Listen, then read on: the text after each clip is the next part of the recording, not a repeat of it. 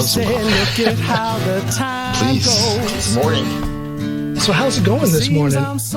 You know, I have had a desire to meet you. I told you this on the phone the other day. I've had a desire to meet you for quite some time. And here you are. We're on my porch, and we just fell into good conversation immediately, like I knew we would. Sure. Like I knew we would. Yeah, no, I'm fine. I was a little bit late last night, of course, when I had to get up early and meet you. I sit and write music till 3 o'clock. I was up till about 2. Yeah. What was your reason for being up? I was writing music. You know what? I want to talk about that. I want to just get right into that music thing. Now, you have a project out right now on Bandcamp. Yeah. And I have to apologize. I don't know too much about Bandcamp. Now, that's a different platform than Spotify, Apple Music, and whatnot, in that when you're on Bandcamp, the listeners are linked in directly to the artist. And if they want to download, buy your album, every single penny or kroner goes straight to the artist, correct? Yeah, most of it anyway. Well, yeah, I'm sure there's like some administrative fees, but for the most part, it's not like on Spotify where you make 0.0001 pennies per download. Here, you're making a significant portion minus the administration fee. Yeah, I made more money off a Bandcamp in a month than I done yet from Spotify, you know. Am I doing it wrong? I have 4 singles out there, solo singles, and they're all on Spotify, iTunes, SoundCloud, all of that. Am I doing it wrong? Should I have gone with Bandcamp? There's no wrong or right. You don't have to choose. Well, it's wrong if you want to make money. Well, the thing is about Bandcamp is that you're kind of like your own record company, record store, label, and you're everything. You got full control, and you can kind of design it to look the way you want to, and as you said, you have that direct connection with your listeners, and they can recommend you to their friends, and you can build this little subculture of, wow, this artist is cool. I'm gonna support this guy because unless I do, he's not gonna make any money, kind of thing. Okay. Now, I see the benefits in that, but when it comes to exposure, isn't there a better potential for exposure on something like Spotify? I wouldn't know because I'm not really drilled in the Spotify game. But well, just looking at the number of people who subscribe to Spotify, there's, I don't know, can we say hundreds of millions of listeners on Spotify? I don't know how many listeners there are on Bandcamp, but I would imagine, looking at the number of subscribers, there's a much larger opportunity on Spotify. I think you should be everywhere.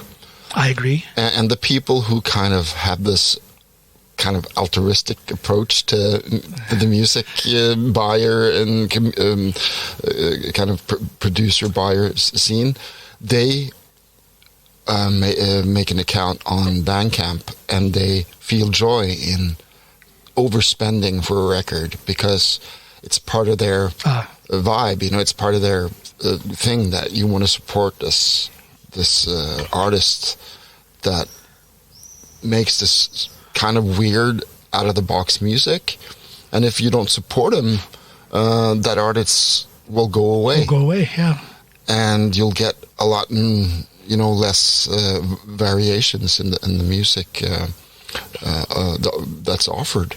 So I'm basically everywhere, you know, but I pay most attention to the Bandcamp thing, and because of that direct connection, maybe. Yeah, and YouTube, actually. YouTube as well, yeah. Yeah, because I feel that kind of what I'm doing kind of just resonates with the YouTube way of doing things.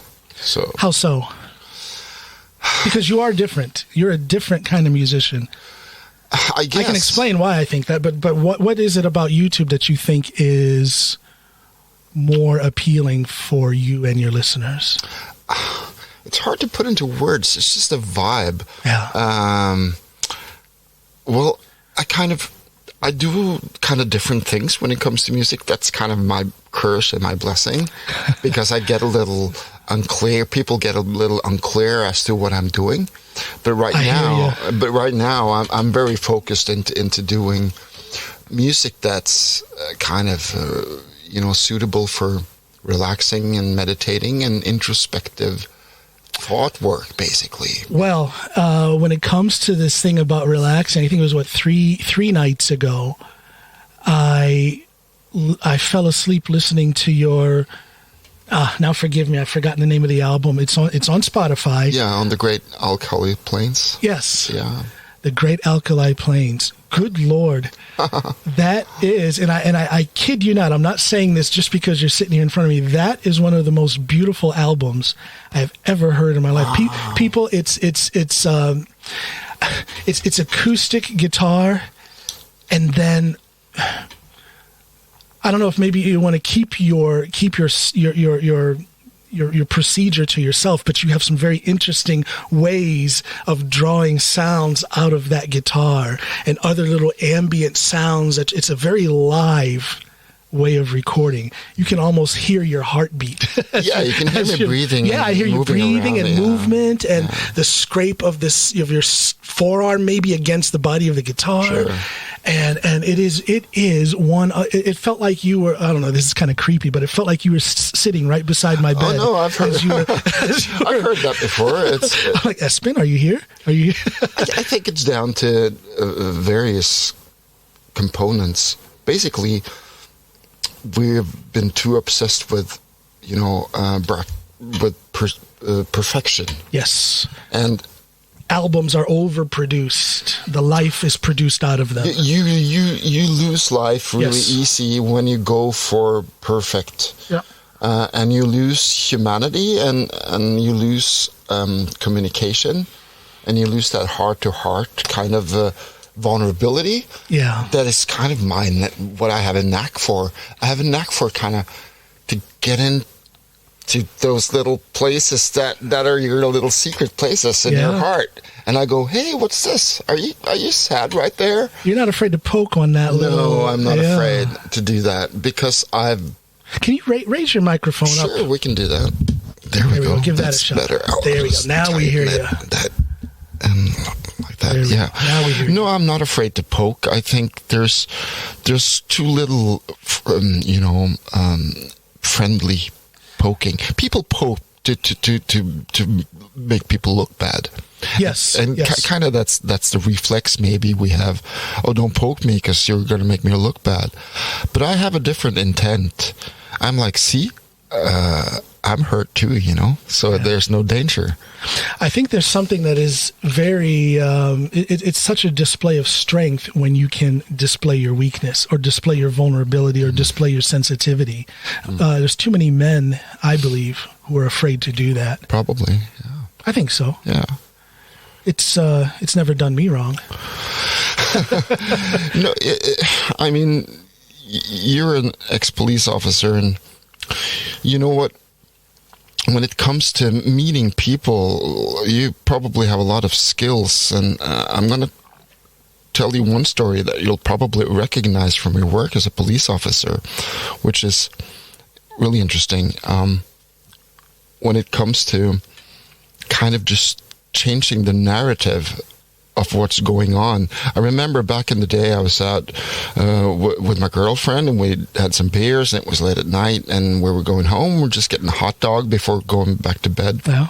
So it was 3:00. Everybody was drunk, and we were out there on the street, and there was this line up to this kiosk where people were going to get their hot dogs.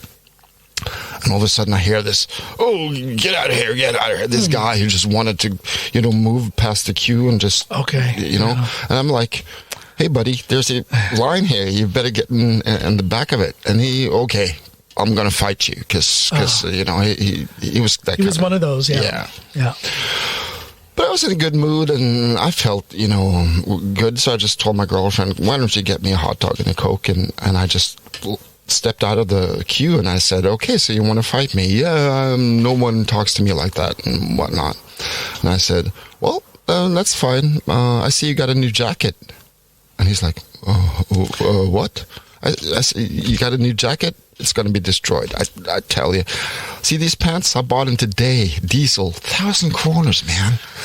damn, but I guess that's life, you know? Yeah. You're gonna have, maybe I'll meet you in town tomorrow. You buying a new jacket, me buying a new pair of pants. And the result was she just collapsed. Well, that is a genius way of distracting him from his aggression. But that's you, isn't it? I can tell that's just you. No. What's the name of that British guy who's hypnotizing people like on TV? I know who you're talking about. Yeah, This. He had a television program for a long time. Yeah.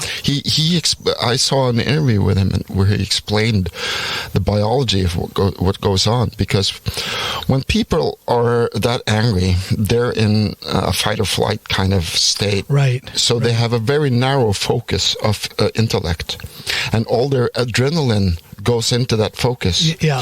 So when you start talking about something abstract or something that doesn't relate to the situation, because their focus is so narrow, they kind of go, what's going on? And in that kind of fumble, all the adrenaline just drops. And in that moment, you can totally redirect the whole flow of the episode. The adrenaline is kind of the fuel for the situation. Right. So when you take away the adrenaline out of the perpetrator or the aggressor, he's got no power. Right. So he's just got to have to sit down and just, collapse. And then he can go, you didn't want anything else? No, okay. Well, have a nice day then. And that was it. That was it. Well, see, that is a genius way of misdirection and redirecting aggression. Not a lot of people have that skill. Not a lot of people want to have that skill. People seem so quick to just jump in. They meet aggression with aggression. Yeah. Someone says something wrong, they feel compelled to say something wrong in return, or something hurtful in return. Sure. But that's just, that's life. It's very human. It's very human, but it seems to be more prevalent in these days than it was even just a couple years ago. Because the questions are so complex. So because we're in this Facebook kind of social media instant gratification time, discussing subjects that really take hours to even scratch the surface. Yeah. So it's people want to get that comment out in 10 seconds, and then they want to make sure it stings. They're going to take 10, 15 seconds to write that comment and then move on to the next victim. And what's driving that comment then? It's all your emotions. Yeah. And when you're too emotional, we know that in any thing. Like me as a performer, if I sing a sad song, I can't be emotional. I'll just start crying and I'll ruin my own performance. You have to keep emotions in their place. You can't let them come and take over, because you lose your rational thoughts and way of thinking and acting. So you, how do you tap into your emotions when you write an album, when you perform an album like the Alkali Plains? And we're going to talk about your current album as well, but just to go back to Alkali Plains. I'm sorry, what's the full title?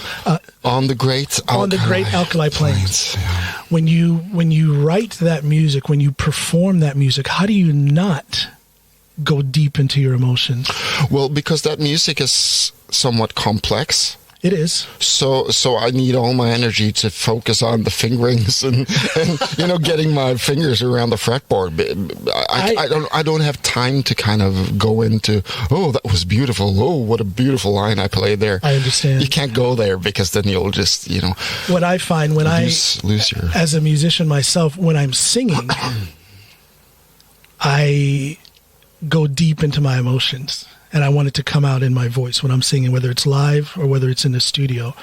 But when I'm playing, and maybe this is because I lack the amount of skill I would like to have, I cannot be emotional when I'm playing, whether it's piano or guitar or bass. Total focus on the technicality of playing is required in order for me to get it out. Sure. So I guess there's two different levels of emotion for me, the instrumental and then the vocal. I can't get around my spiritual kind of way of living when it comes to this. Yeah. Because I'm a Taoist, and in the Tao Te Ching it says the one who tries to shine dims his own light. Yeah. And that means that if you try to do something, things aren't going to go very well. Right. What you can, if you have to try something, you can try to be present in what you're doing, and let it unfold naturally by you just allowing your body's intelligence and programming through all the rehearsals and practices that you've had through the years, and let that just trust that process that I rehearsed this line, I know how to play this line. If I start to think about how to play that line, I'm not going to be able to play it. See, I can do that when I'm singing. I'm very confident in my singing, so I can, at the same time as I'm tapping into my emotions when I sing, it comes effortlessly because I can sing. Mm-hmm. But I guess I have a certain amount of it's the exact opposite of detachment. I am so focused and concerned with my playing. And again, maybe that's because I'm just not very good at it. But there's something. It's almost like I'm getting in my own way. Yeah. Maybe I need to find more of a Taoist approach to my musicianship so that I can match the relaxed feeling I have when I'm singing. It could be various things. It could also be as simple as that. I mean, playing an instrument and singing at the same time. That's very hard for me. It's difficult because it's about separation between the left and right brain. And like I learned how to juggle. Oh, did you? Yeah, just to work on that separation between not to perform. I can only juggle 3 balls. Uh-huh. I tried 4 and 5, but I can't. But for me as a practice to just be separated in my brain halves, that's a little part of it, and doing stuff like Tai Chi and meditation and stuff like that also helps, and kind of finding that abstract place inside of your mind where you kind of go, that's how I have to be in myself. It's a training issue. In other words, you have to work on everything's training. That's separate. Yeah, it's all about reps, about repetition. Everything. I mean, there are some people who are born just geniuses, like musicians and stuff. Yeah. It's interesting to see that very seldom when you have these child prodigies, they don't amount to stuff when they grow old. I think you kind of spill the beans too early. Yeah. Because one thing is to play things really technically perfect. Another thing is to communicate something through that act. And when you're a kid, you don't have any life experience. You don't have anything to draw from. You just can read those notes and play. It seems like they're not very good at improvising. They're not connecting in that part of their brain that pulls in that raw inspiration. They can repeat what they've learned. Sure. But the inspiration to create something new isn't there in some of these prodigies. No. So these are two different things, and most people just put, he plays music and that's that, but it's so complex and it's so many approaches to it. I like to look at my as a power lifter, I like to look at it as a aspect of my life that is more than just some meathead who goes in the gym and sweats and grunts it out. There is almost a spiritual or an intellectual mind thing that's happening there as well. Something that brings discipline, something that brings goals, something that brings planning and focus into my life, which I then am able to allow. I can allow it to bleed into other aspects of my life. Exactly. That training, that repetition, that discipline, that sense of achievement. I've said this several times before on my podcast. I believe in being better at life, not so much for my own benefit, but to put me in a position to where I can help others be better at their life. What it's all about. Well, and my question is how does that apply to the Taoist way of thinking? Because my understanding of Taoism is that there's a large element of selflessness in that. It's freedom through finding out that the ego is not, it's not an illusion. The ego is real, but the way I think about it is that the ego evolved in us through time in order for us to survive, basically. Yeah. You have to care about yourself. You have to care about yourself. You have to you protect your family. You have to protect your house, everything like that. So when I say... Your cave, back in the day, you know? Yeah. This is my cave. This is my territory. This is my woman. And you These want yourself to be... So there's no conflict in the ways of Taoism if I say that I do things to better myself. No. As long as I'm using those qualities that I gain to pass on to others, or to put myself in a situation where I can be more capable of enhancing other people's lives. My family, my near friends. Well, that's what brings... Charitable acts, yeah. That type of living is what brings real joy and real peace into your life. Absolutely. And everyone who kind of have thought about this will know that the way you feel after, you selflessly helped someone with something, and they go, so here's 1,000 kroners. No, whatever, don't think about it. We're just doing this, Yeah. And I'm so glad to help, and I can see that I was of help, and that's my pay, basically, that I could serve you today. And it's like it is in Lord of the Rings, in Hobbiton, where you don't get presents on your birthday, but you give presents on your birthday. That's right. And that way everyone gets presents at least 2 times a week. Yeah. Because there's always someone who has a birthday. And that way of thinking that you should give, and by giving you get this great, thing back. Every week, and it's not this new age hocus pocus weird way of thinking. That's the truth. When you give, you feel so good. It's a natural law. If you've done it enough, and examined it enough, because if you do it, I want to be really good now, and I want people to see how good I am, then you're trying to shine, and by that dimming your own light. Yeah. Because you have a hidden agenda. You're giving, but for the wrong reason. Yeah, it's your ego coming in and saying, you really should do that because it'll make you look good.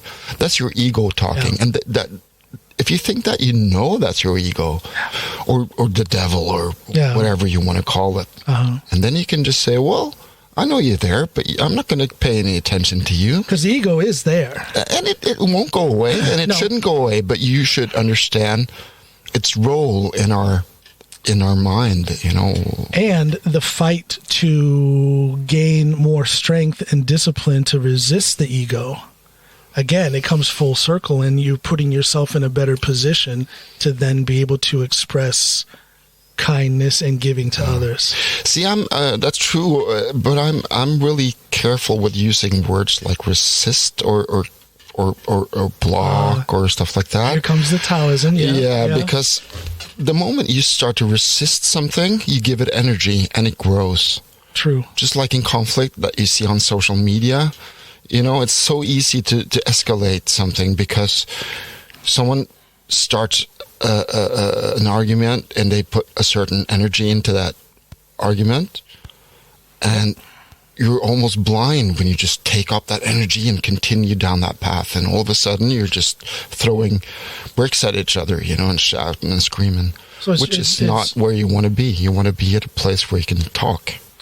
So resistance is wasted energy. Yeah. Resistance is wasted. And just like from weightlifting, I bet that if you have too much weight on, you can get it up there, but it's not sensible because you'll hurt your muscles, and you have to slowly build that so you don't have all that. You have the resistance, but you don't have the resistance that'll cave you in. Exactly. Yeah. I like to bring my powerlifting into my day-to-day life. Espen is pointing at his coffee cup. More coffee, please. Thank you. There you go. Great, thanks, man. Got to keep my guests satisfied here. Isn't this nice? So beautiful. of course, with the COVID situation, I've continued with my podcast, but all of my episodes, except for the one with Bobek Namati a couple weeks ago, all of them have been by video conference with them.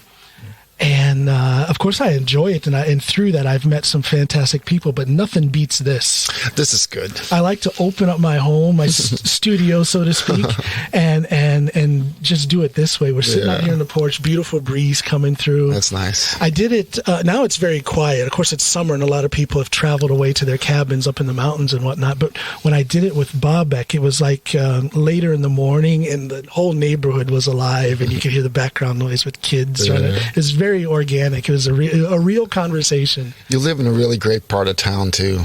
You know, I am not a city person. My wife won that. She won that discussion about where we were going to live. I'm more of a country. I grew up way out in far from the city in Ohio, back home.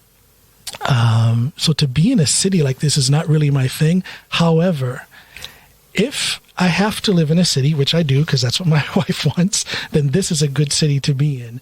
And then if I have to be in this city, this is a great neighborhood to be in. Yeah, I like it. It's very peaceful, very quiet. We have good neighbors. It's kind of one of the oldest parts of the city or the town, and it's got all these houses from like the 40s and 50s, and there's and some of the cement buildings a couple blocks over are even older. Even older, yeah. Beautiful homes, and then up in the hills, some of the old farmhouses. It's really nice. Yeah, really nice. Yeah. So this let's go back to your music. What's the name of your current album that you have on Bandcamp? What did I call it? I called it Isolation because I made it during the quarantine, as so many people did, you know. So I called it Isolation, and it was a live stream concert that I did, and I had a friend come over and help me set up and record it, and we streamed it. Who was that? Give a shout out to your friend. Frode Bjørnstad from Romfarer United. He's a really good friend. Bjørnstad. Okay. Yeah, he works at Asker Kulturhus, and he's, that's right, for that name. Yes. Yeah. Okay. So he's a great guy, and he came over and recorded it, and it came out really nice, and I didn't do too many mistakes. But it was just a one-time through. So I have this friend in Germany called Daniel Zambu, and he's somewhat of, he really enjoys what I'm doing, and he sent me an email saying, "Wow, that concert was really nice. If you want, I can master it, and you can make an EP out of it or something." And how many songs is it? 4 songs. Okay. One of them is 15 minutes long, though, so it's a long EP. But I thought, if he thinks it's good enough, so I sat down and listened to it for the first time, and I was like, this isn't too bad. And I said, well, do your thing, and we'll see what comes out. And he took one day, and later that night he sent it to me, and I was like, well, this is nice. So I just made a cover for it real quick, and I'm talking about being perfect, but I'm kind of, always going, it should be a little more like that and a little more like that. And if you're too much like that, you never get it out, Do you know what keeps me from being like that with my music? I do all my own mixing and everything. I send my mastering over to Frode Skinstad, who you know as well. Hello, Frode. But all the mixing and everything I do myself, and I spend very little time on that, and that is a blessing in that I don't really know what I'm doing when it comes to mixing. I record it, I take that rough sound, and I just run with it, and that's that. So people who have more of a technical side, more knowledge of the technical side, can fall into that trap where things, you just go on a loop. When you want to mix it, then you want to remix it, and then you have to mix it again, and then you don't. You get air fatigue as well. Yeah. And also, when it comes to the humbleness of it, you always need a second opinion, because you get stuck in a perspective, And you need to get shaken out of your thing sometimes by someone who can point out, well, what about this? And, oh, I didn't think about that. Or, but I can't release it because of this note. And what note? Well, this is a bad note. No, it's not. I didn't hear it. Oh, really? Okay, well, maybe it's not too bad after all. And you get all these nuances in there, and all of a sudden you can let your shoulders down and go, well, I guess it's nice, and get it out there. It's who is your go-to person, or do you have a go-to person when you've recorded something that this is the guy that you want to listen to it to make sure it's okay? Not really. I let the universe kind of take its course there, and if I need a second opinion, someone will manifest themselves. Usually, and I get into a situation, and I'm really good at reading body language and energies, so I can tell when people are being polite and when they're honest. Yeah, when you ask somebody, how does this sound? Yeah, man, this sounds good. Yeah, exactly, that line. And I'm like, okay, so I got to go and do some more work. So instead of, finding that one honest person, I've kind of learned how to read people's reaction and see if that resonates with my, suspicions that maybe that part isn't good enough. And so you're not afraid to, or let me ask you, do you, how often do you play your music for others before it's released? Because I'm very protective of my product. I don't really let a lot of people listen to it until it's ready to go. Joni Mitchell said that perfectly. Don't give yourself away. And both sides now. Yeah. And you have the same music taste. Yeah. Well, we like good music. Yeah, absolutely. There's only two types, good and bad. There's only two types, good and bad. Yeah. So, and I think you can use that Joni quote right here, because, and that's also a Zen Buddhist and Taoist kind of way of thinking, that if you're creating something, if you're building something, don't give yourself away, because there will be a leakage of energy from the project that you're doing. Absolutely. And often we can, because we go, wow, this is going to be good. Oh, I have to tell my wife, or I have to tell my brother, or I have to tell someone, because you want to share. It's really natural. Yeah. But what to be really, really careful about remembering about this is that the second you go through with that sharing prematurely, you will leak energy from the project. And then you'll wake up the next day, or that instant, if you get really skilled at recognizing it, you can feel that the moment you say the sentence, hey, guess what I did yesterday? Let me show you something. And you can just feel this lever going, and energy start pouring. Pouring. The air is coming out of the balloon. The air is coming out of the balloon. You can just hear it and feel it. And when you're done with that kind of premature, satisfactory kind of thing, you just feel that, oh, I lost momentum now. A little bit of momentum. I have to work a little bit harder to get back into that. And if you do that too many times, you can ruin totally complete projects. I wonder if there are instances where artists, they may call it writer's block, or they may call it a period of inactivity. I wonder if they have fallen into that trap of sharing too much of their project before it's finished, and then outside opinions have caused that energy to leak out. Could be. I wonder. Well, that could be. I think there could be many reasons for that thing to happen. It's all down to each person's psychology and how we relate to our ego.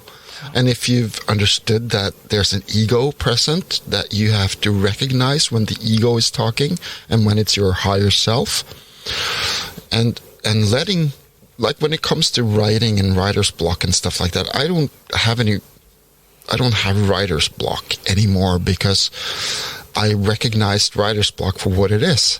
It's either trying to do something you're not capable of, or it's just you, again, trying to do something instead of just letting things flow through you. That's very interesting that you say that. I agree with that way of approaching songwriting, whether it's music or lyrics. I don't believe in writer's block, not for me. I'm either writing or I'm not. And if I'm not, it's okay. I've gone almost a year at times without writing a single lyric. And that's okay. It doesn't bother me. No. I've had, I'm in a very fortunate position here in Norway. I write for a lot of different bands and artists. It's an advantage to be an American. Sure. When there's a lot of Norwegians who want English lyrics.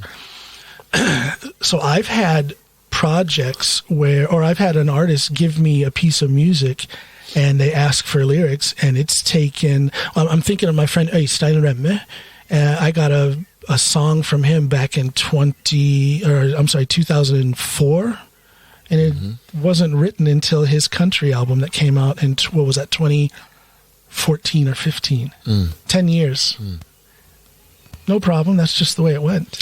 You know? It's just the way it went. And I have songs that go way back that I just keep in my drawer. And yeah, the time will come when they're supposed to be out. If they're supposed to be out, they'll kind of you start rattling the cage, going, "There's something going on here." But right now, the past decade, I've been.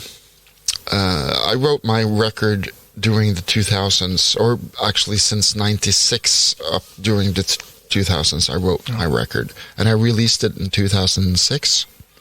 It's a long process. It's a long process, and in the meantime there, I also went to Germany and studied early music, like Renaissance music and Baroque music and stuff like that. And I thought I was going to become a lutenist, just play the theorbo and the lute and stuff, but interesting. But destiny didn't work out that way, and but the knowledge and the that I got from that stint has shaped me, and looking back now, I can see, this is what I was doing, because then the past decade or so, I went into a lot of improvising, and I kind of worked on my improvising skills. And I started out playing kind of what we call pling-plong music, like atonal stuff, which helped really. I didn't have to think too much about harmony and tonality. I could just think about ways of listening. Yeah. Because that's what it boils down to. How do you listen? Like, for instance, if you think back on some of the greatest concerts that you ever went to, at least in my life, some of those concerts I didn't plan on going to see. So I didn't have any expectations. Right. So I just get into this hall and what's going on here? And wow, or I can, like one time I was at the Roskilde Festival and I thought I'd done all the concerts I was going to do that day. It was like 4:30 in the morning. Okay. And I was kind of, that Roskilde 4:30 in the morning vibe in my head. So I was kind of, thinking about going to bed.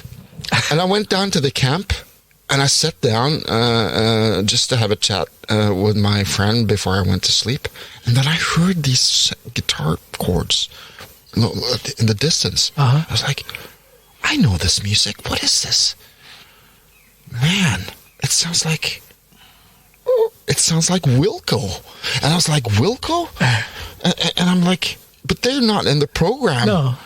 But that's Wilco. And I just got up and I ran and 4:30 in the morning, surprise concert with Wilco. Wow. And that's one of the most memorable concerts that I've ever been to. And later I was kind of thinking, why was this so special? Because I didn't know it was going to happen. I didn't have any expectations. I hadn't prepared myself for the Wilco concert. I really hope they play that song, and I really hope they play some Uncle Tupelo stuff, and maybe they'll do that AM record. And I didn't have any of those thoughts. I just, wow, this is music I like, and it just fell into my lap. And now I can appreciate it without any preconceptions or any... I was just going to say, sometimes we appreciate, very often, not just sometimes, but very often we appreciate these unexpected things, these unexpected experiences. Because you don't put yourself into the equations. Exactly, and there's no expectations, No expectation. Because expectation takes away the experience, takes away from the expectations cause a lot of hurt feelings and disappointment. Exactly.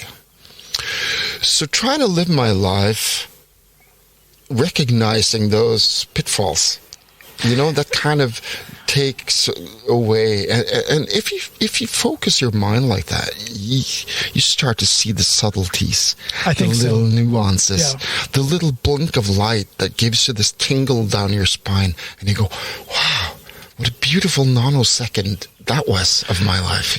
This sounds a lot like what Prince, may he rest in peace, always used to talk about, a different level of awareness. Yeah. Most definitely. It's not like you're better than anyone because you have this other level of experience, but you have it, and it brings a totally different perspective and a totally different peace. Yeah. And a totally different satisfaction in one's life because you're not expecting so much. You're just experiencing things as they happen. Again, from the Tao Te Ching, it says that colors blind the eye, and sounds deafens the ear, and taste or taste numbs the tongue. Meaning that if you always need more sugar and more salt and always need more cowbell, More cowbell. if you always have this, but it's got to be good as soon as I get a little more of this, you're down the wrong path. You'll never be able to enjoy or feel the joy in what is happening to you here and now. No, you will never, because you think that, well, exactly, it comes from not living in the present moment, thinking that the next moment has to be better than this, because this is what life's all about, making this future place a really, really nice place to be. I count my blessings. I consider myself fortunate because I have that way of thinking. I have that approach towards life. And sometimes I don't like to spend a lot of time, rehashing my life. But sometimes I can sit back and wonder, how did I get to where I am now? Because I feel pretty good in life right now. Great. And I don't have an answer for that. I don't know how Good. I'm glad. and you know what? And I was just going to, I think that is a good thing. Yeah. I don't want to know what it is. I want to just keep on moving along and keep on experiencing what I'm experiencing. Is that a Taoist way of? Yeah, but I guess I remember a Tom Petty quote. Tom Petty said that there's some magic going on. I don't know what's happening. I just want to be able to smoke a joint and write a song. I don't want to know what goes on.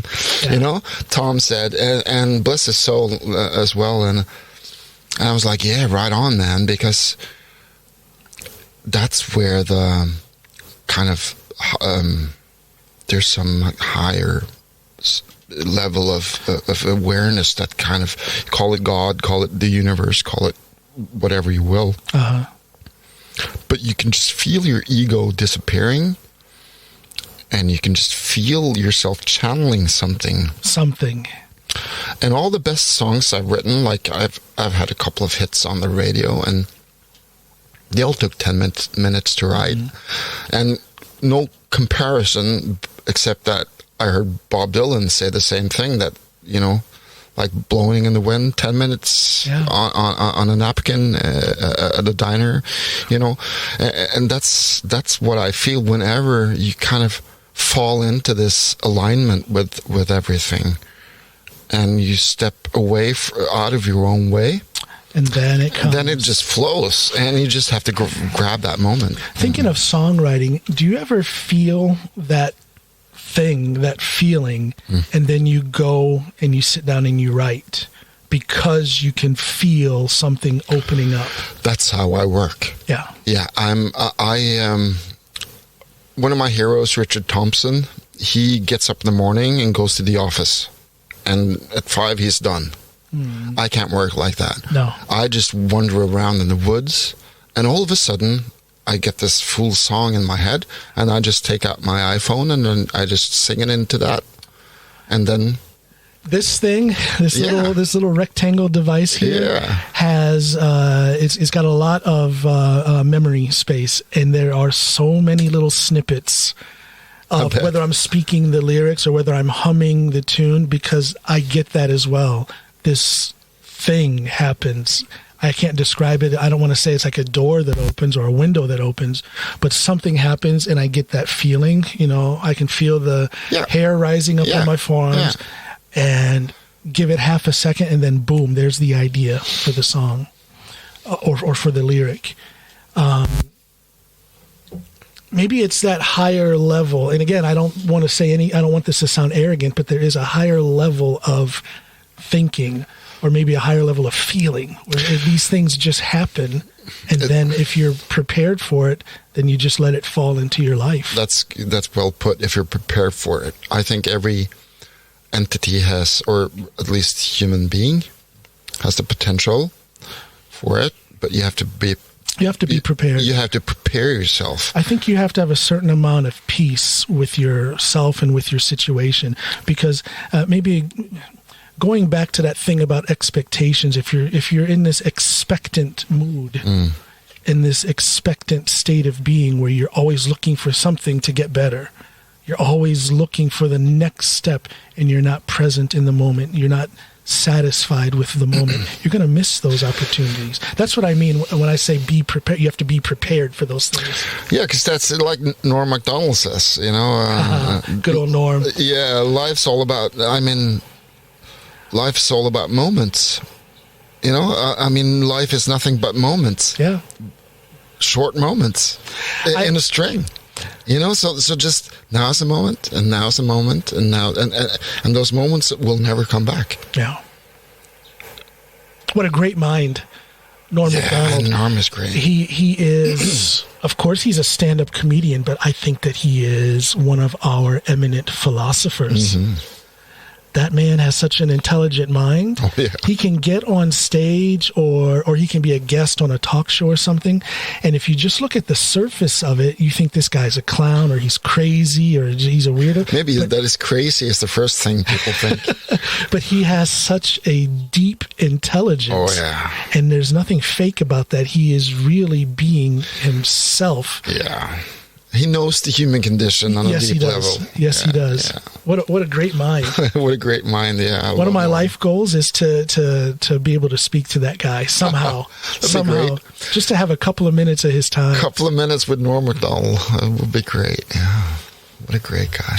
You had the opportunity, you did actually perform with the Hellbillies, the great Norwegian band. Did you not? Yeah? That project that you had with Jørgen. Well, we supported them on tour. I never been on stage with them, with the band. Okay, because they're so famous for pulling their opening act and putting them up on the stage with them. You didn't get that?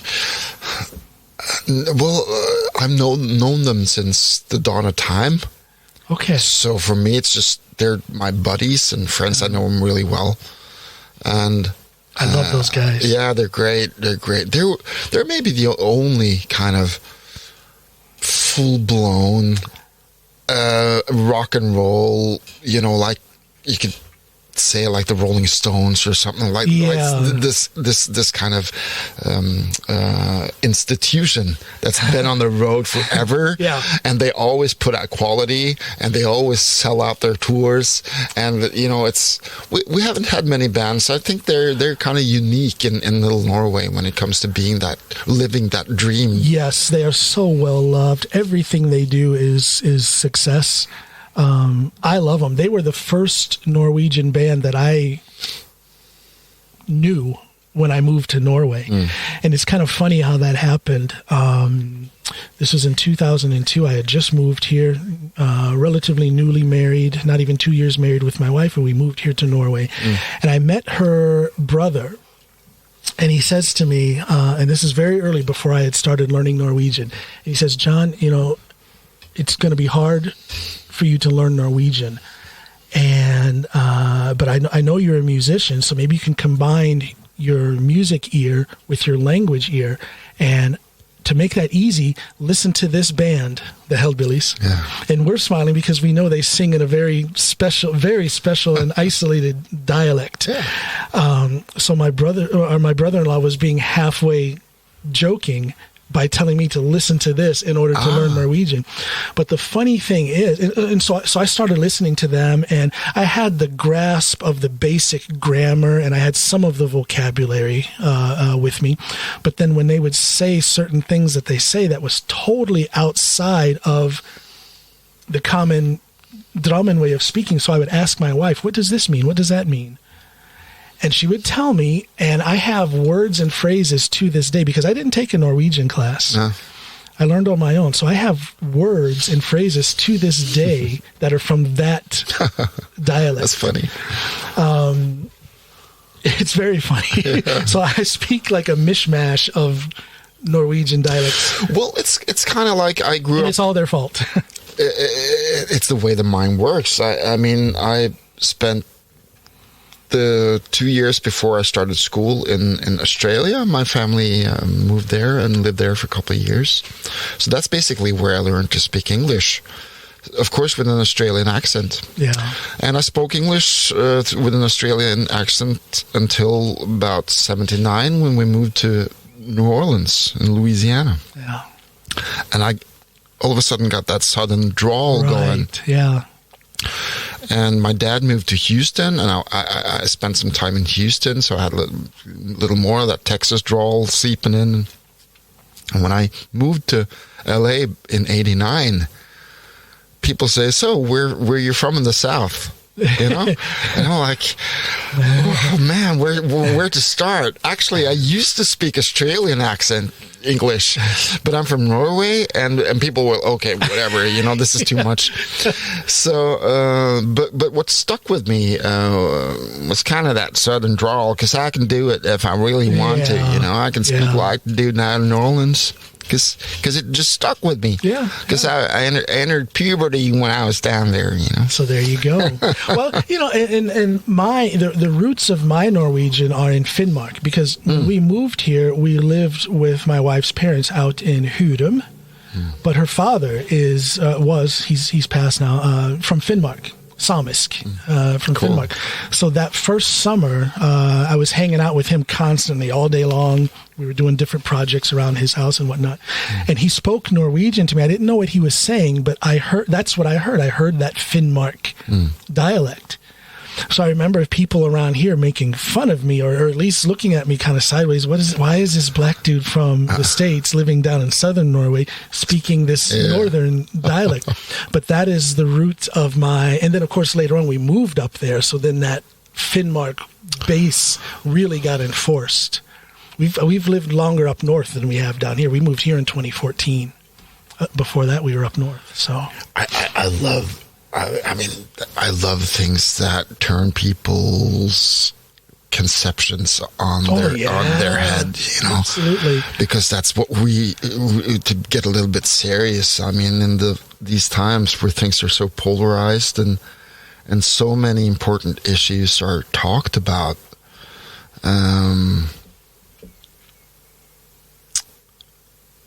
I really think that, like we talked about earlier, that like this guy who wanted to fight, and I talked about his jacket. That's kind of the approach I try to have, because people expect that we're going to talk about racism now, so you're going to have this position, and I'm going to... No. I just try to fight. It's really difficult at times now, but to kind of, you know, be abstract and be weird about it, so we can get around these places that get us stuck in ideologies and in concepts. Yes, yeah. Because we don't need concepts. We're animals, basically, and we're human beings. Saying that we're animals doesn't mean that I don't think we're spiritual, because I think we are, but we're nature. We are nature, and we have forgotten that we are nature. Yeah. And that's why we have so many problems. We've forgotten our commonality. Yeah. I wish, you know, looking at it from a political standpoint, I wish that there was less left and right, less Democrat and Republican, and more right and wrong. That's good, well put. But don't you think that's what's actually going on now? Well, that the far left and the far right is starting to kind of null themselves out, kind of, because Exactly. they're getting so extreme. Exactly, and most people are reasonable. Most people see what's really going nice. on, and we're starting to see more of that reasonableness, if that's a word, to come forward.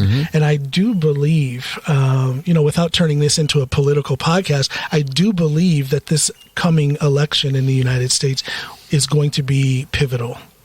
I do believe that a lot of the misdirection that we've had, this stagnation, is going to end with this next election, regardless of how it comes out. Okay. If the current administration gets voted in again, of course that's going to be pivotal, because I think a lot of people are going to just throw their hands up and say, oh, well, the United States we once knew is gone. The idea of democracy is now gone.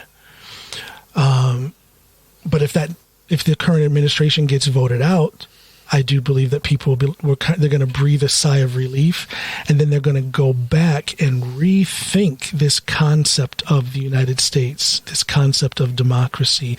And I think they're going to tighten some holes these holes that have allowed the United States to get into the current situation. So one way or the other, there's going to be a drastic change in the States, I believe. People are tired of the extremes, right and left. I was really hopeful this fall. I was supporting Bernie. Yeah. And I would follow you to a T on what you just said if Bernie or Andrew Yang was one of the candidates. But unfortunately, they're not, unfortunately. It's Joe Biden. And for me, that's one step ahead and 3 steps back. It's back into establishment. It's back into that Hillary Clinton kind of vibe. It's back into that old school way of thinking. So for me, if Biden gets the presidency, it's kind of putting everything on hold, like a pause.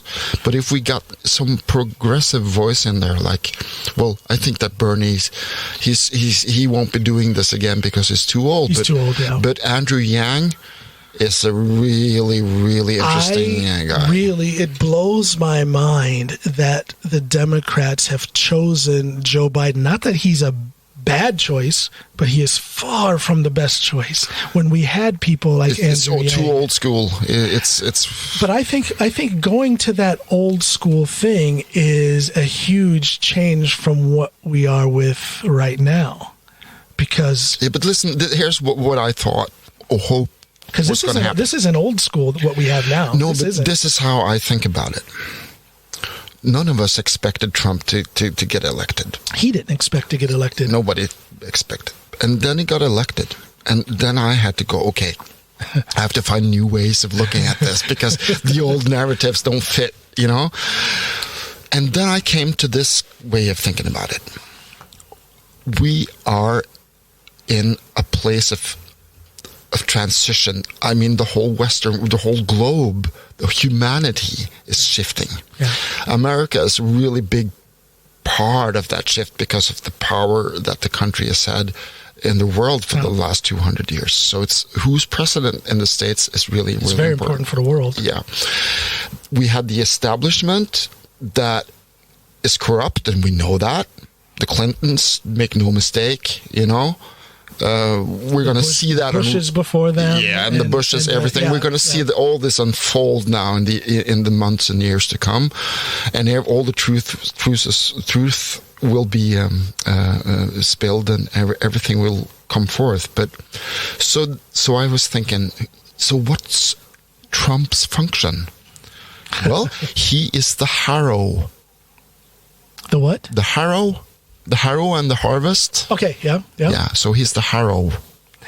Yeah, he comes in with a harrow, and he just harrows up that establishment field of stagnant earth that just is full of corruption. He's turning the soil. He's turning the soil. Yeah. So that he got 4 years of turning the soil. And then if someone sensible like Sanders or Yang could come in with new seeds, brand new seeds, and sowing the new future, that was kind of what it looked like to me. But Biden's seeds to sow are not the best quality. No, they're not. But here's where I have hope for change. Let's see who he chooses as his vice presidential candidate. Totally agree. Let's see what kind of cabinet he chooses. Sure.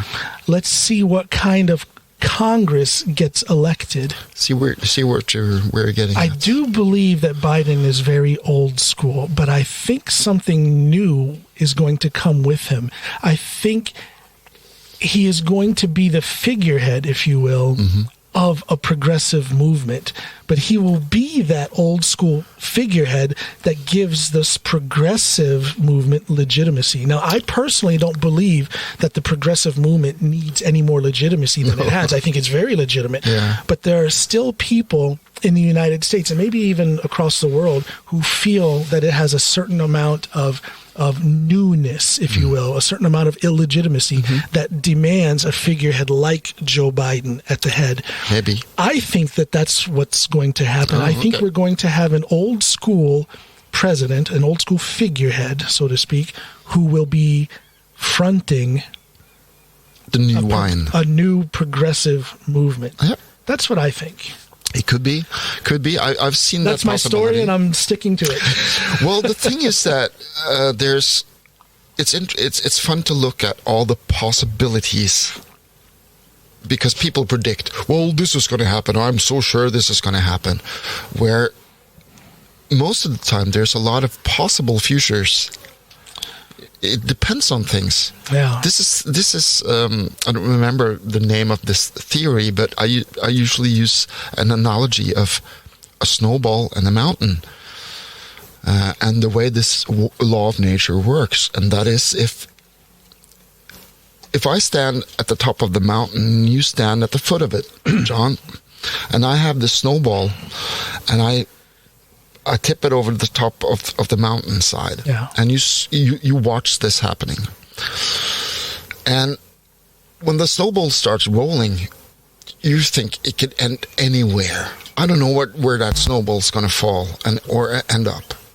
But the closer it gets to the foot of the mountain, you get to predict. Yeah. And when you get good at that exercise, you can fairly early see this snowball is going to end up here. Yeah. And this is a skill it's a skill that you develop through observing the laws of nature. And that's why I think it's much more interesting than having different views that, I mean this, and I think this is going to happen, and I think this. No, it's just sit and talk, because no one knows. No one knows. No one will know. No one knows. It doesn't matter how educated you are, how experienced you are. It doesn't matter. No one knows the future. But you can predict a certain amount of plausible outcomes. Yes. If this happens, this is likely to happen. But if this goes that way, then this other thing is likely to happen. Let's talk in that temperament of the plausible outcomes. Right. Because it doesn't matter if your hat is red or blue. It doesn't matter. It doesn't matter. No, it doesn't. Like it goes back to what I was saying about how I wish there was less right and left, less Democrat and Republican, and more right or wrong. Yeah. Because right or wrong, you can at least kind of... Hold on 1 second. Hey, Snoop, would you mind cooking up another pot of coffee? You can do that? Huh? Yeah, we're still alive. Great coffee. Yeah. The infamous Snoopy, everybody. Thank you so much, you sweet little thing. Just about kill you. I like the way you describe the current president as one who is turning the soil. Yeah, I say it a little bit more direct, I guess.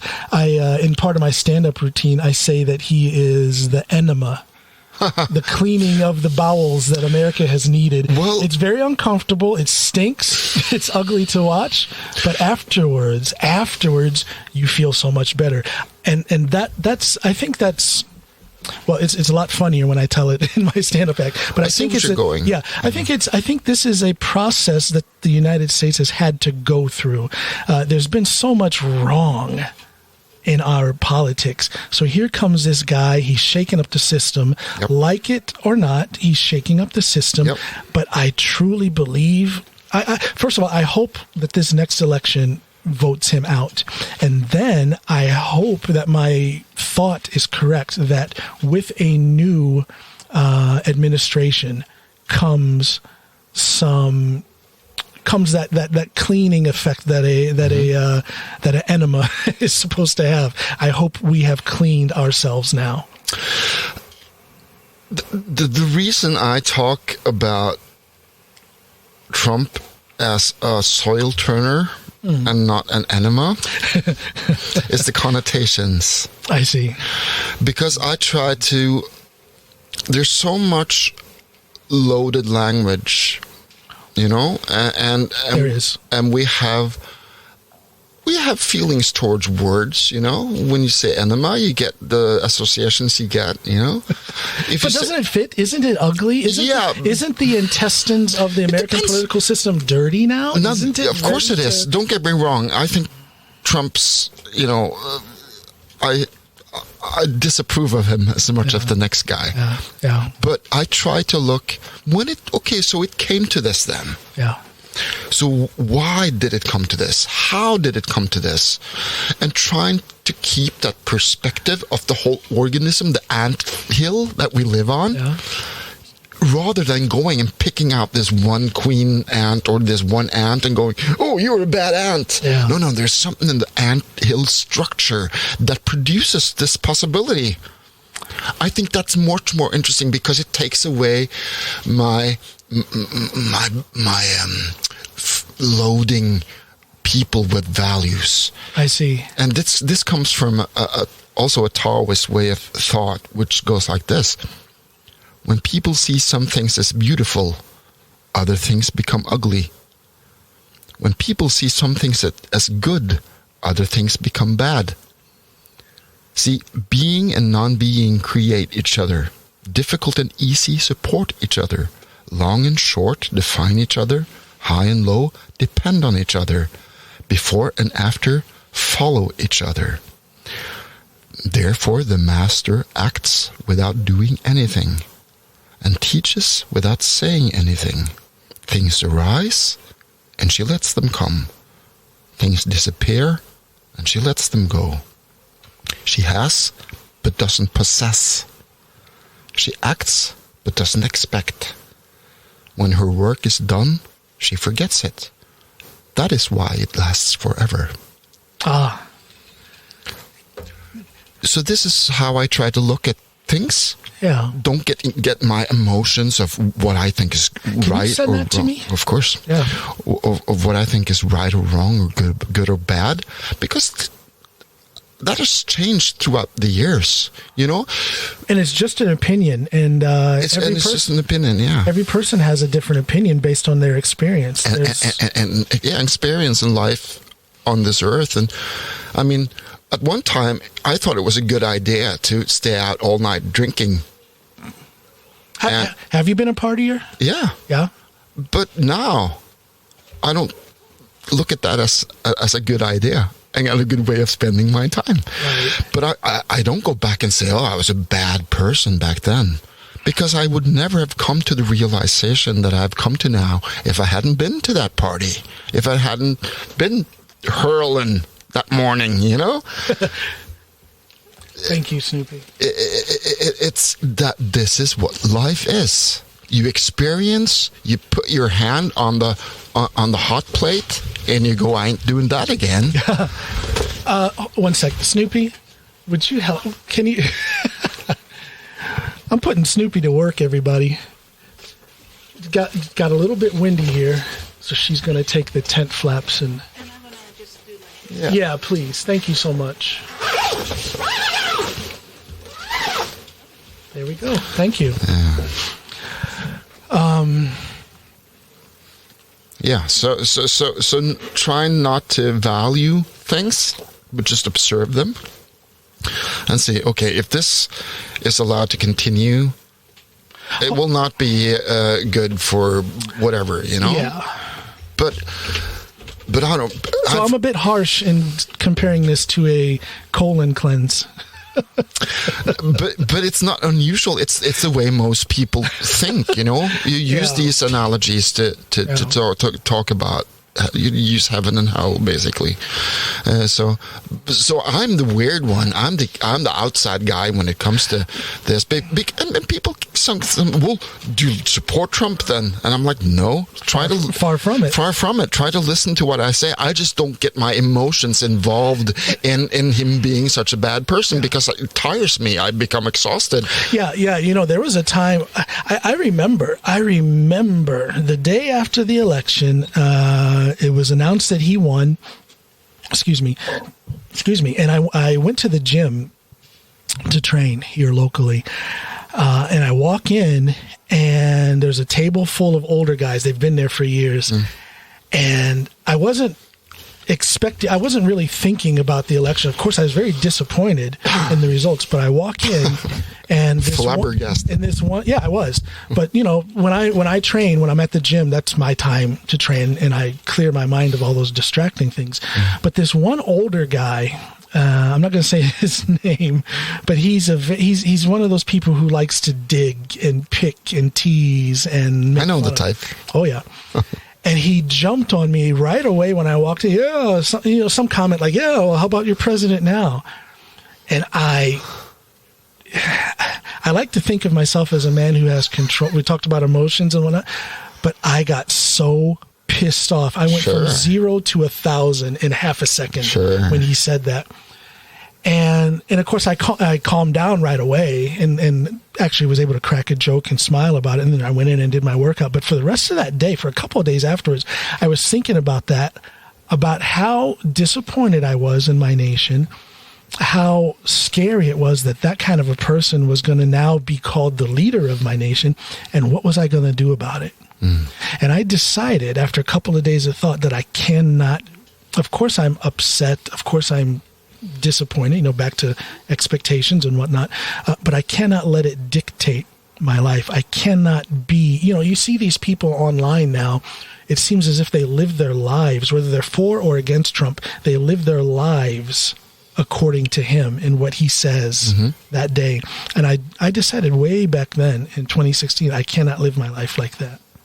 So I have distance myself from that feeling of disappointment. I have, if I engage anyone in discussion about it, it's like we're talking right now. I just want to talk about it. I don't yell, don't scream, I don't finger point. Why do that? It's not going to change the situation. It can be it's just going to give you a heart attack eventually. But on the other side, I don't want to avoid this situation. I don't want to avoid the conversation because I like to talk about political issues and social issues. It's very enlightening to hear someone else's opinion. It helps to shape my opinion or my awareness of the situation. Exactly. So to live one's life according to who is the president is an interesting choice to make, but to totally ignore the political situation is also a very interesting choice. Well, I'm somewhere in the middle. I like to discuss it. I like to be aware of how other people feel about it. I like to share my feelings about it when asked. I think that's a really good approach, and be open to understanding where people come from. Like, how come someone will vote for Trump? Well, he was the perfect guy because of the crack in 7, was it? Like the late 2006 and 7, was it? 6 and 7, yeah. That left a lot of Americans really, really disillusioned and disappointed and angry at the system. Exposed and hurting exactly. And angry, yeah. And then all of a sudden you get this new guy that comes and speaks very simple. Straightforward and simple. And to all those people who were already fed up, he was the perfect guy to come in and be their savior, so to speak. And he was very calculated in his approach. A lot of people like to say he's stupid, he's dumb, he's not very intelligent. No. I think it's quite the opposite. He's not stupid. He has a spooky kind of genius. He knew where the crack in the system was, and he found the way to wiggle into it and then stretch himself out and expose that. I don't know how conscious it was. I just think that I think it was very conscious. Do you think so? Oh, I think he meant absolutely. Sure. I don't think he expected to be president. I don't think he wanted to be president, but I think he wanted to do something to make his financial endeavors more profitable. So I think it was very. I think you're right. Yeah, maybe he was planning on starting some new news channel, something even further to the side of Fox News or something. I don't know what that was, but I think he had some sort of financial plan. So he was very calculated in what he was doing. I think that's a good analysis. I don't think he expected to win either, and he just wanted to stir it up. Here, let's see. That's a little. I need your power lifting arms for this. Watch Too this. much coffee. Watch this. It's finesse. No power here. It's finesse. Oh, okay. Watch this. Look at that. See? Yeah. Finesse. Whoa. Look at that. There's a gentle side to this physique over here. So this, what John is doing now, he's kind of pushing the thing on the coffee maker down. It's a press can. The press can, yes. Very softly and slowly. And Finesse, my friend. Finesse in coffee making. Yeah, so let's move on. I'm sick and tired of Trump. No. I want to go back to. I want to go a little bit back to art, music. And Yeah, whatnot. better, much more better. You, what was that like opening for the Hellbillies? What was the largest venue? Oh, that was fun. At? I don't remember. Maybe it was Olavshallen in Trondheim. How many people? 1,200 or something. There you go, brother. Thank you. Some coffee for you. All right. But it was more doing the tour because they're always sold out. Yeah. So we started. The first gig we did was My Haugen at Lillehammer, which is kind of a legendary place in Norway. And Snoopy and I got married up in Lillehammer. Ah, nice. Yeah. And but My Haugen is there's a seated audience, Yeah.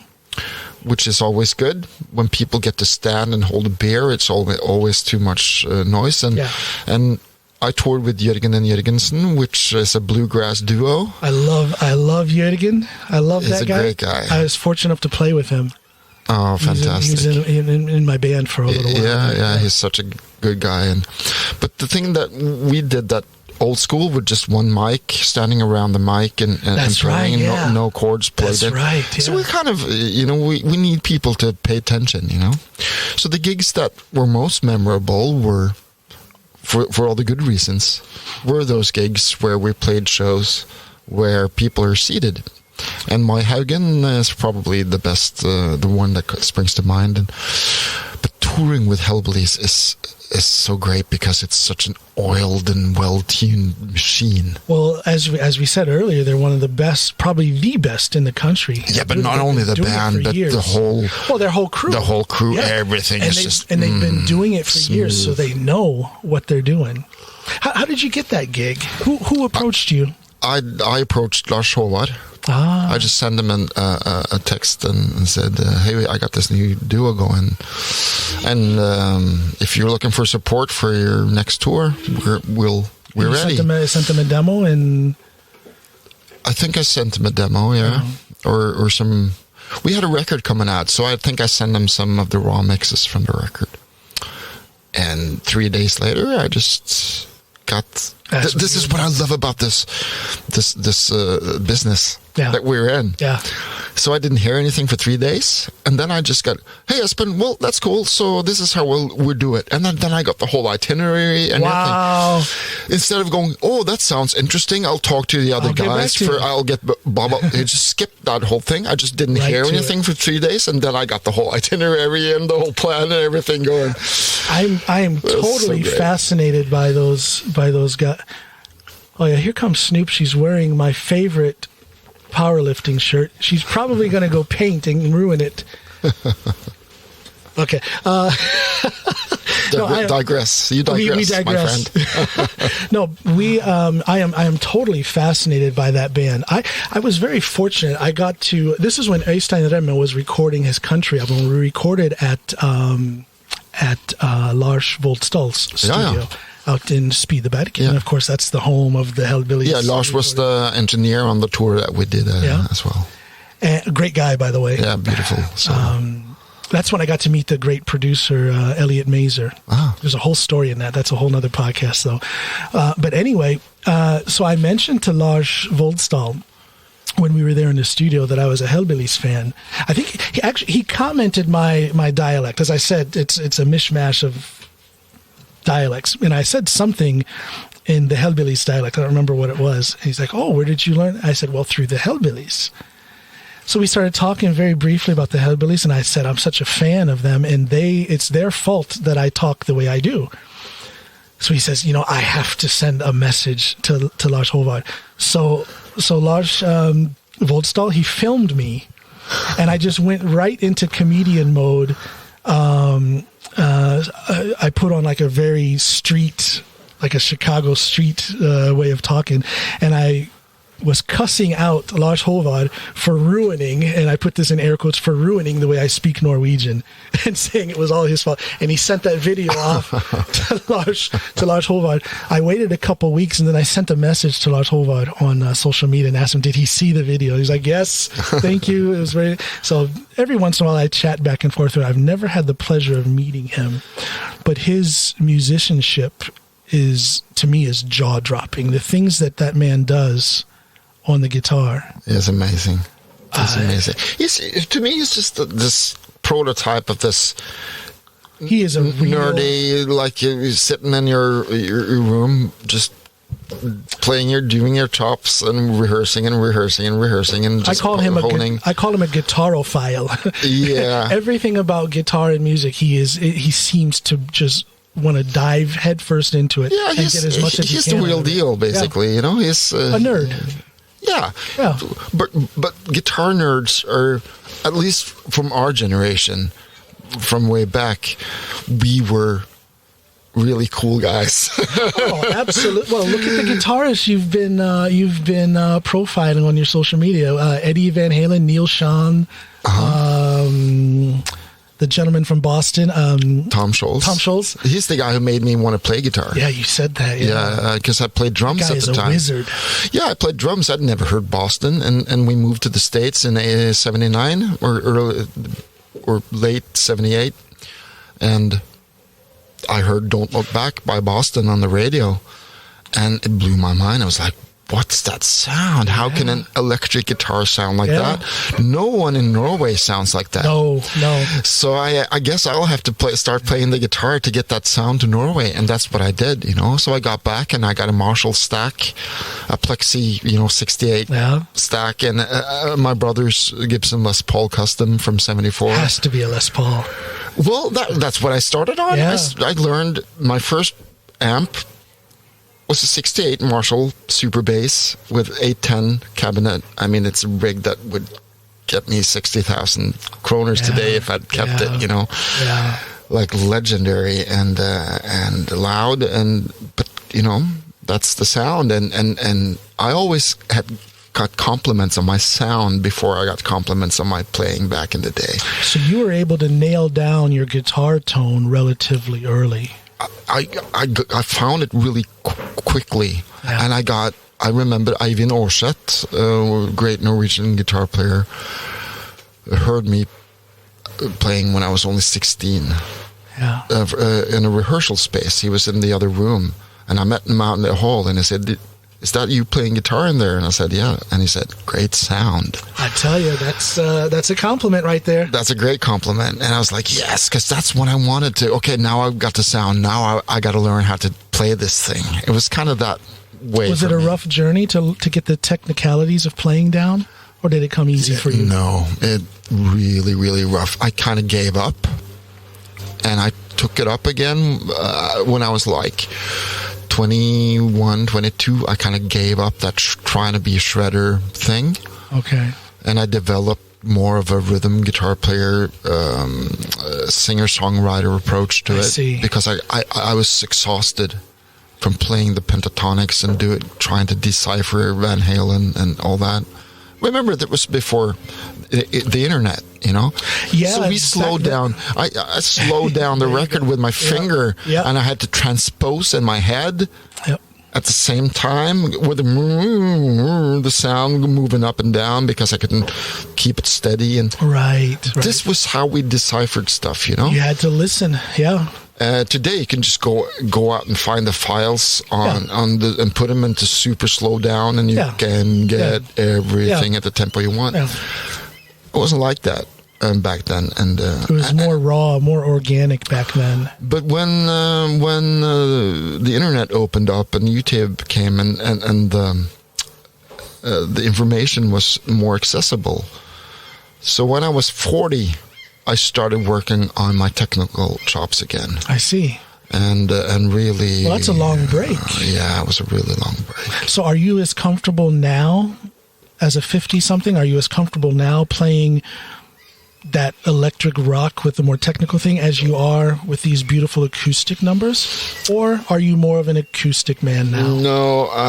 If I started a project and I asked you to be a rock... I could do it. You could do it. Yeah, sure. I do that really well, not to blow my own horn, but I think I do that really well. I do some studio gigs every now and then. Yeah. I did a gig this right before the quarantine.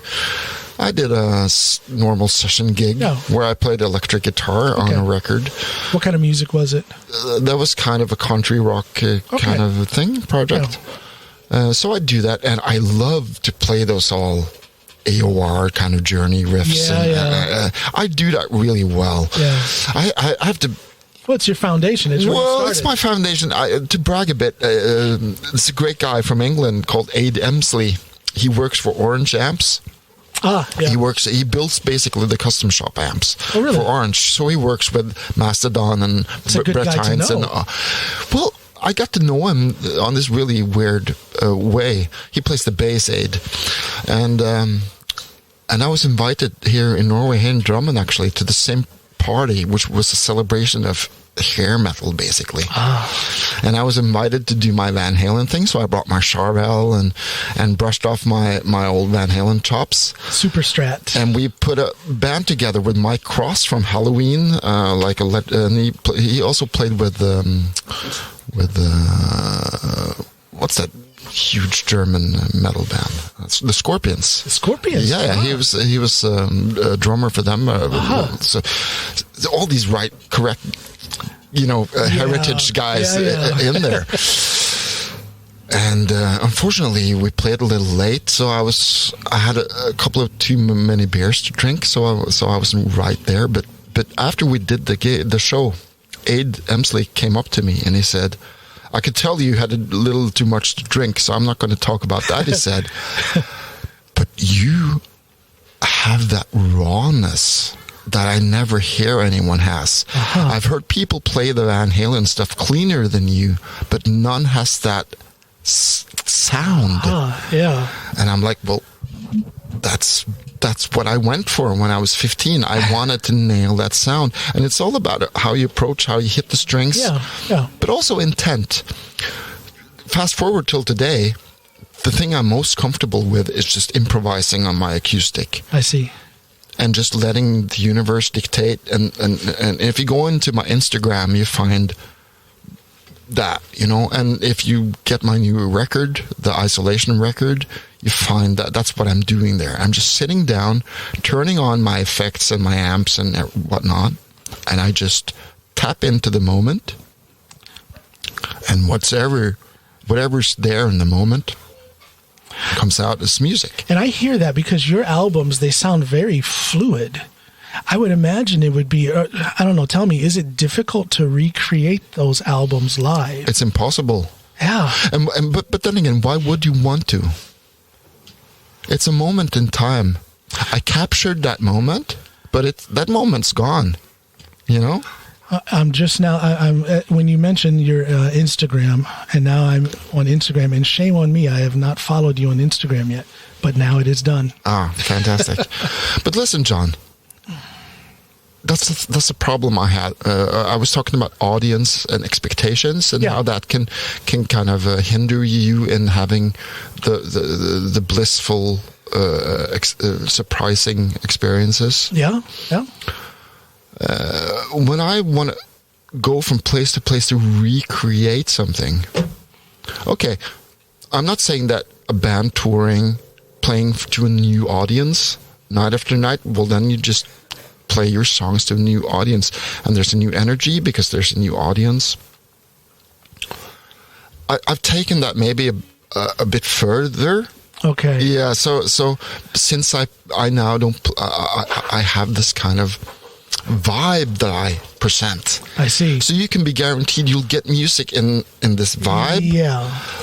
But what notes and what that can direction vary. of notes and that varies because that depends on the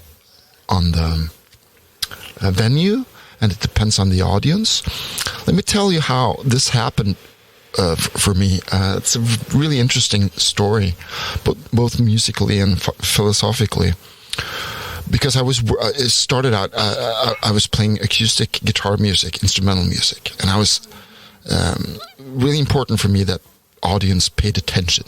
Yeah. So whenever someone came in talking or chugging a beer or something, it disturbed me, and I was like, was this in a pub environment?